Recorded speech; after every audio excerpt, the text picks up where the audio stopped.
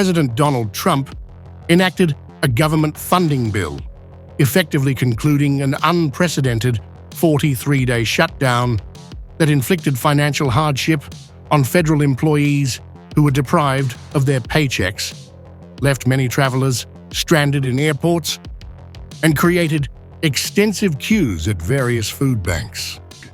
In response to the situation, flight reductions were initiated days earlier, as an increasing number of air traffic controllers reported absent from work due to stress and the necessity of seeking additional employment, which resulted in several control towers and facilities being understaffed. During the shutdown, air traffic controllers went without 2 paychecks. As a result of more air traffic controllers returning to work, flight reductions at 40 major U.S. airports will be maintained at 6%, rather than escalating to 10% by the week's conclusion. Here's all you need to know.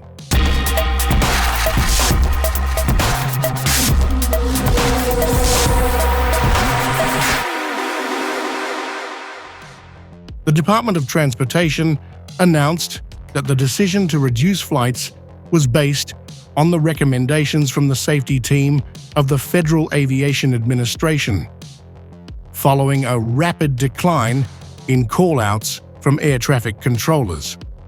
Transportation Secretary Sean Duffy stated that the 6% cap will remain in effect, while officials evaluate the air traffic system's ability to safely revert to standard operations, although he did not specify a timeline.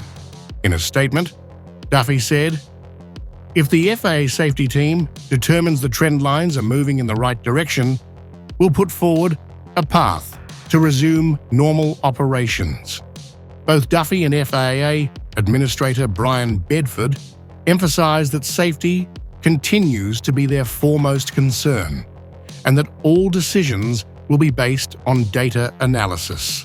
Delta struck an optimistic note about how much longer flight reductions would continue, saying in a statement that the airline looked forward to bringing its operation back to full capacity over the next few days.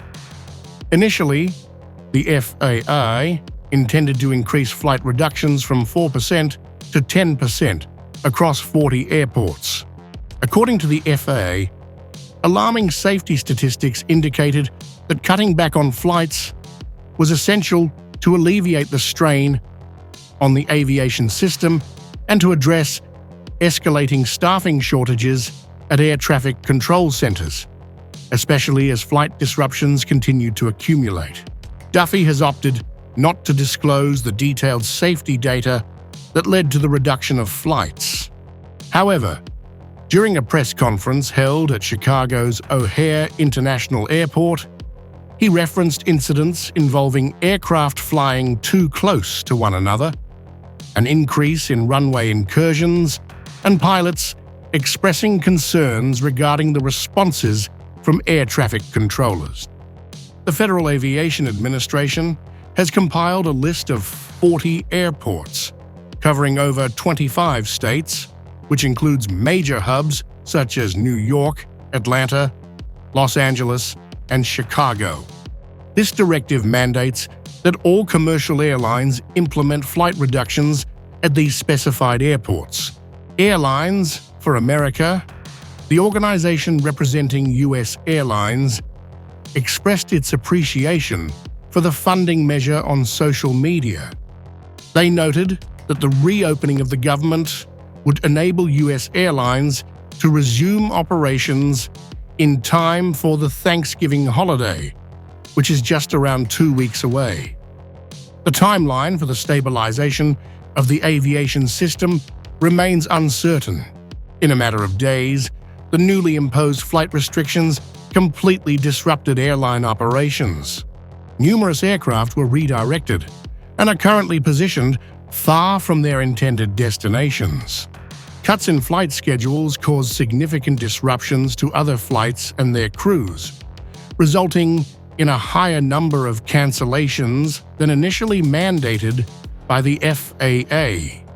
The situation was further exacerbated by unforeseen shortages of air traffic controllers over the weekend, coupled with severe weather conditions.